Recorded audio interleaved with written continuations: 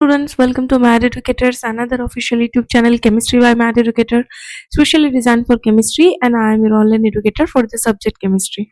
Students, in today's session, we are going to discuss about the class 12, third unit, chemical kinetics. In today's lecture, we are going to cover the Arrhenius equation, which is very much important for your board exam. Okay? So, video को शुरू करते हैं. Temperature dependence of the rate equation. Okay? सो ये जो temperature dependency कोई भी equation में या फिर रिएक्शन में जो रेट है ना इसको डिटरमाइन करते कैसे अफेक्ट करता है वो आज इस वीडियो में हम जानेंगे. ठीक है.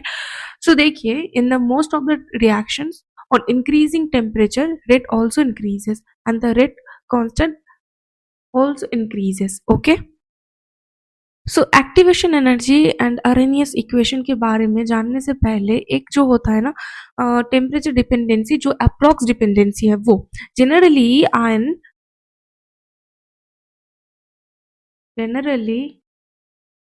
on 10 degree centigrade rise in temperature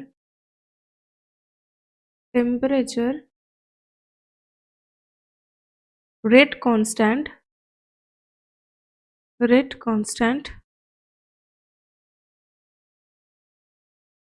यानी कि रेट ऑफ द रिएक्शन क्योंकि डायरेक्टली प्रोपोर्शनेट होता है रिएक्शंस नियरली डबल्ड. ओके. सो इसका मतलब क्या है कि 10 डिग्री सेंटीग्रेड अगर हम इंक्रीज करते हैं, जैसे मान लो कि 25 डिग्री सेंटीग्रेड पर कोई रिएक्शन हो रहा है. ठीक है. सो अगर हम उसको 35 डिग्री सेंटीग्रेड पर कर रहा है तो क्या होने वाला है कि इस सिचुएशन में ना आपका जो रेट ऑफ द रिएक्शन या फिर रेट कांस्टेंट है ना ये जो वैल्यूज है ये डबल होने वाला है. ठीक है. जैसे पोटेशियम परमैंगनेट की जो डिक्लेरेशन है मतलब उसका जो वायलेट कलर है ना वो फेड होने वाले की जो टेंडेंसी है वो टेंडेंसी इंक्रीज हो जाती है अगर हम टेम्परेचर को थोड़ा राइज कर दें. ठीक है. तो ये डायरेक्टली प्रोपोर्शनेट है.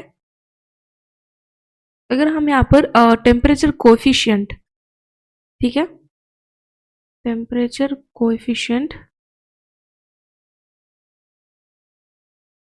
विच is equal to T plus 10 यानी कि 10 डिग्री सेंटीग्रेड इंक्रीज करने पर इस सेल्सियस पर कर रहे हैं हम. ओके. डिवाइडेड बाय के एट T डिग्री सेंटीग्रेड. ठीक है. ये जो रेशियो होता है ना इसे हम बोलते हैं टेम्परेचर कोएफिशिएंट. ठीक है. एंड ये जो टेम्परेचर कोएफिशिएंट होता है ना इसका जो वैल्यूज होता है in between 2 to 3 in between होता है. ओके. सो अभी देखेंगे हम एक्यूरेट डिपेंडेंसी क्योंकि ये जो है ना ये अप्रोक्सीमेट मेथड है. ठीक है. सो एक्यूरेट जो डिपेंडेंसी है ना ऑफ के, accurate dependency of K on T. Okay. So एक आर्हेनियस इक्वेशन जिससे हम इसको डायरेक्टली कैलकुलेट कर सकते हैं एंड वो है K which is equal to A e to the power minus EA by RT. Okay. So ये हमारे आर्हेनियस इक्वेशन. तो इसमें K is equal to rate constant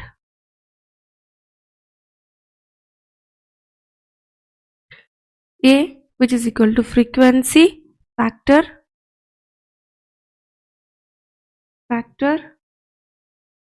और pre-exponential factor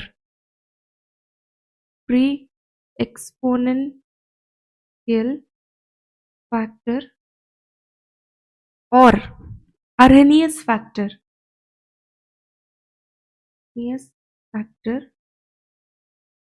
ठीक है. कोई भी न्यूमेरिकल क्वेश्चन में अगर ए का कोई वैल्यूज वगैरह या फिर फाइंड आउट करने के लिए बोला जाए ना तो तीनों में से किसी भी नाम से इसको मेंशन किया जा सकता है. ठीक है. तो E is equal to exponential constant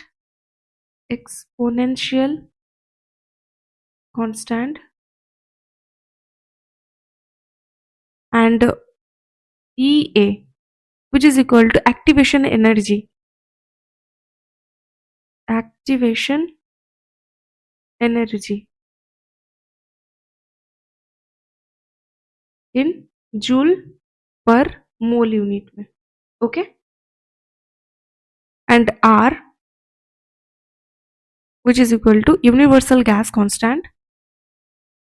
Universal gas constant.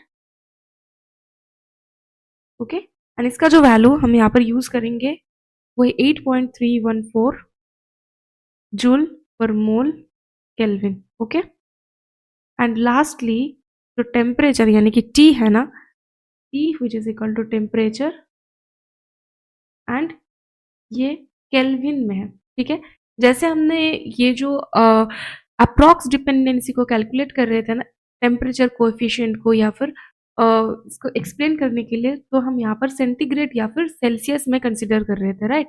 But in Arrhenius equation हम यहाँ पर टेम्परेचर को इन केल्विन में डिटरमाइन कर रहे हैं. ओके, तो ये है हमारे आर्हेनियस इक्वेशन. सो इस इक्वेशन को समझ सकते हैं हम एक सिंपल सा रिएक्शन से, जैसे H2G प्लस I2G. ओके, सो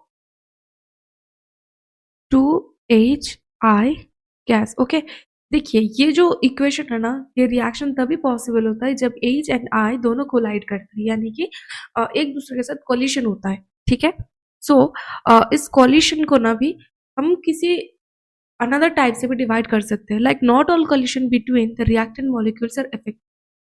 ठीक है, तो इसके लिए हम ओरिएंटेशन बैरियर, एनर्जी बैरियर, ये दो मेजर फैक्ट होता है. ठीक है, सो ये जो फॉर्मेशन होता है ना, ये फॉर्मेशन कब होता है कि according to the Arrhenius this reactions can take place only when a molecule of hydrogen and the molecule of iodine collide to form an unstable intermediate.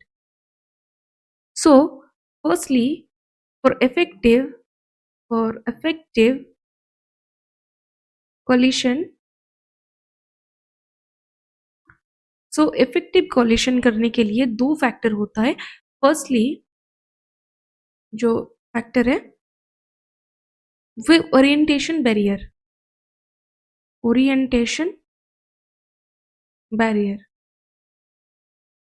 Okay, अगर दो मॉलिक्यूल कोलाइड कर रहा है, सो उसको हेड ऑन कॉलिशन होना, मतलब A and B. ठीक है, ये डायरेक्टली अगर हेड ऑन कॉलिशन होता है, ठीक है, सो इस पोजीशन में कोई इंटरमीडिएट फॉर्मेशन होने की चांसेस है.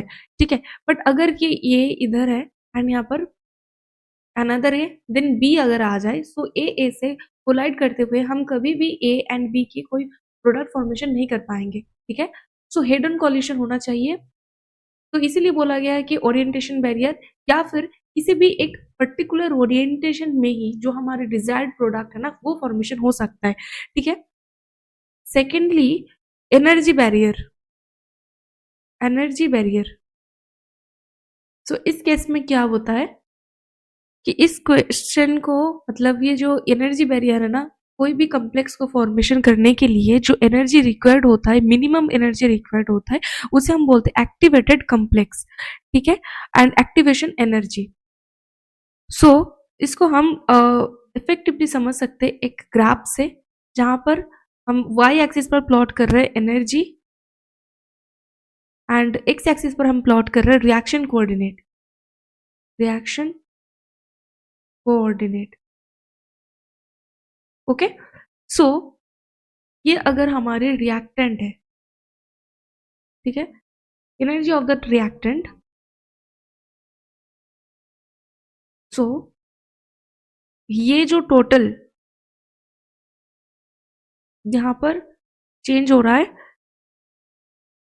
टोटली ये हमारे एक्टिवेशन एनर्जी यानी कि EA. ओके, क्योंकि जब मिनिमम एनर्जी रिक्वायर्ड है रिएक्टेंट से प्रोडक्ट फॉर्मेशन करने के लिए, उसे हम बोलते हैं एक्टिवेशन एनर्जी. ठीक है, सो ये एक्टिवेटेड कॉम्प्लेक्स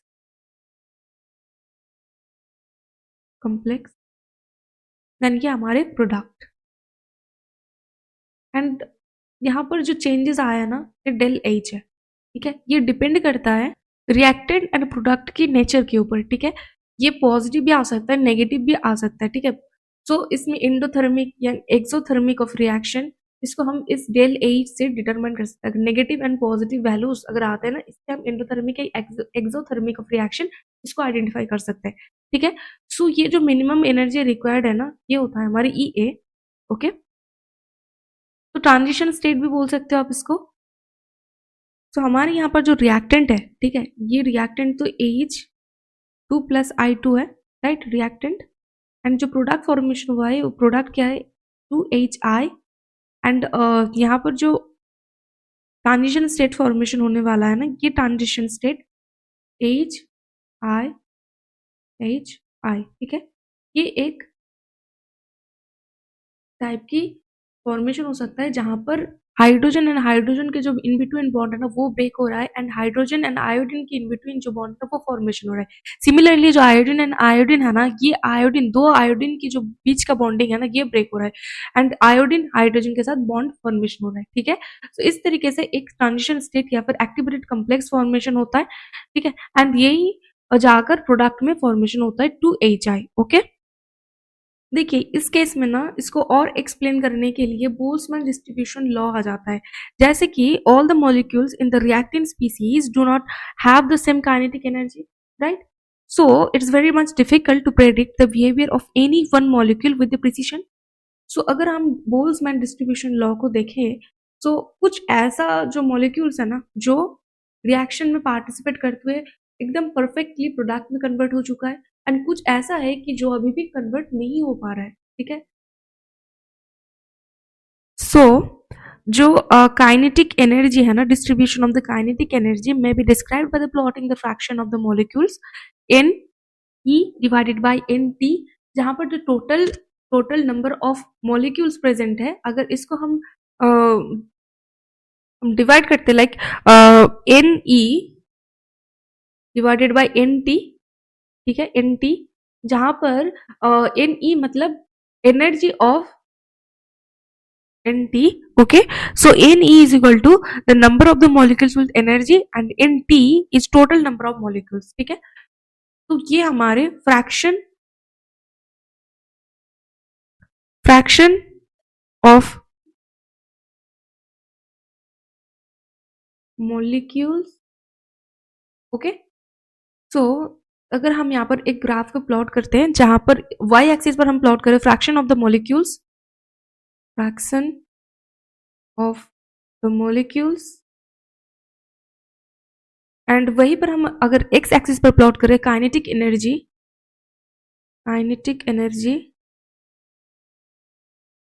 देन जो ग्राफ आता है ना कुछ इस तरीके से आता है, ठीक है, okay.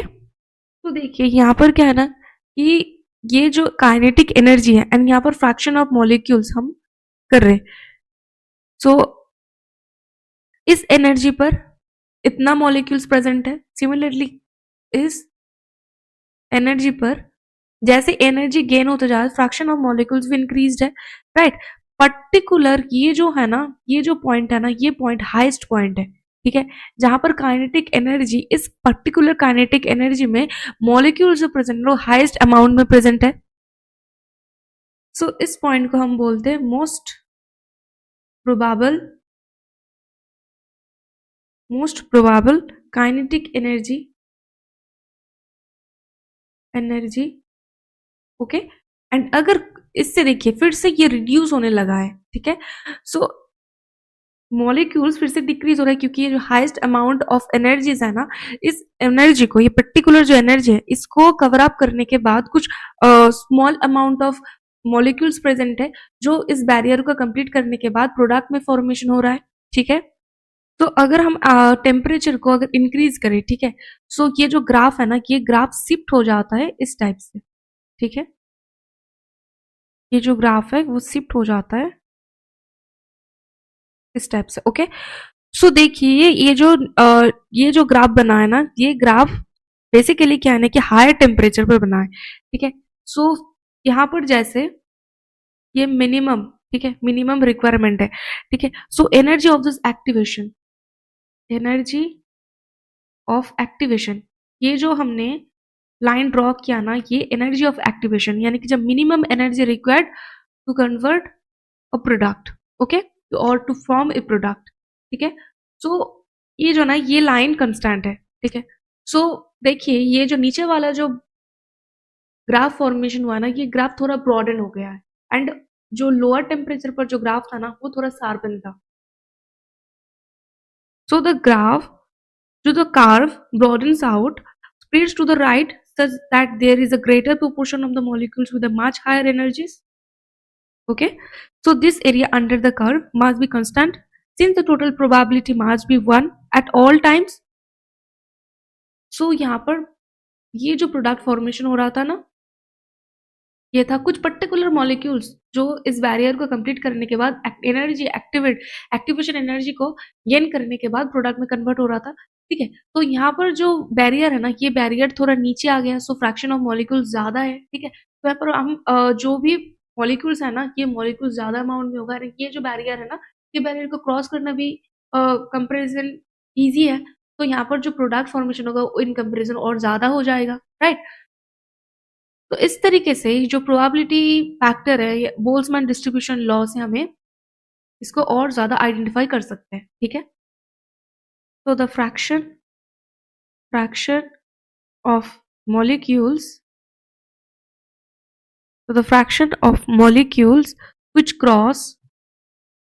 which cross energy barrier which is equal to e to the power minus EA by RT, ठीक है। सो ये इसके बराबर है, ठीक है। So rate is directly proportionate to this value,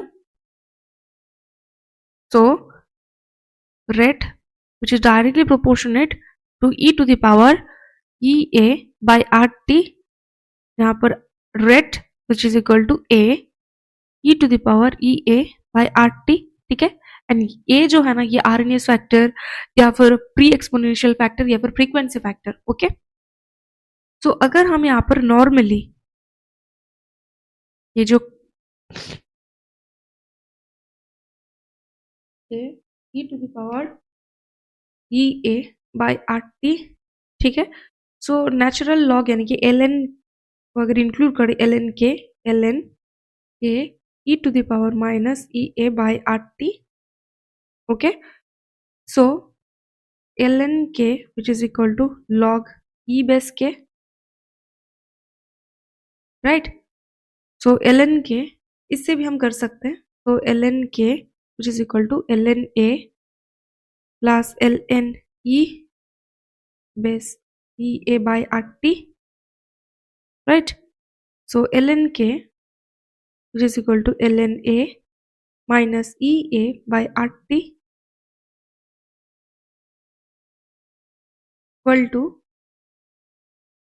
log के केस में क्या होता है, जो पावर में होता है ना, वो सामने आ जाता है। So log E A, so ln k is equal to ln a minus EA by RT and log e is e which is equal to 1. So ln k ये जो वैल्यू आया है, ये है फाइनल इक्वेशन। अगर आपको इसको log में कन्वर्ट करना है, सो आपको मल्टीप्लाई करना होगा 2.303 इससे, ठीक है। तो अगर हम इसका ग्राफ ड्रॉ करना चाहे, तो ये जो ln के है ना, तो ln के equal to minus EA by RT, RT जो है ना, ये जो T है, इसको हम इस तरीके से भी लिख सकते हैं 1/T, okay, plus ln A, ठीक है।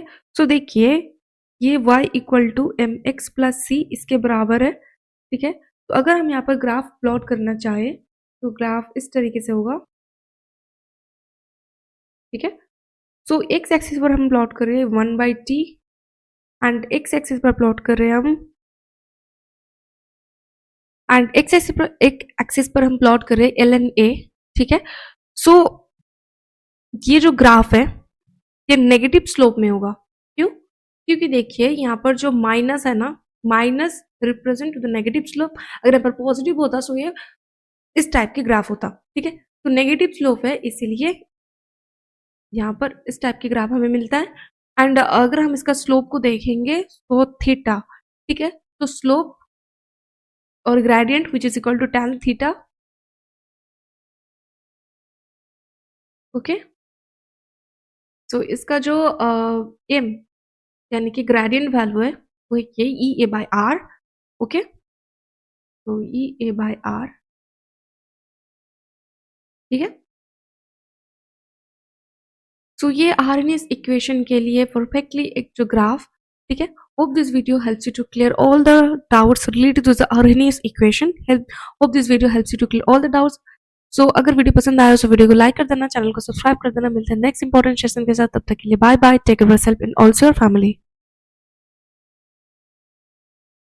एक इम्पॉर्टेंट अनाउंसमेंट स्टूडेंट्स, हम आप लोगों के लिए एक इंस्टा क्लासेस लॉन्च करने जा रहे हैं for class 12। Classes will going to start very soon, जिसमें आपको मिलेगा crystal clear concept, direct interaction करने की मौका with your educator. Lectures will be completely based on your board exam. इस बैच को ज्वाइन करके आप अपना बोर्ड एग्जाम को और बेहतर बना सकते हो। Link is given in the description box. Link को क्लिक करके बैच को आज ही एनरोल करें। मिलते हैं डेमो क्लास में।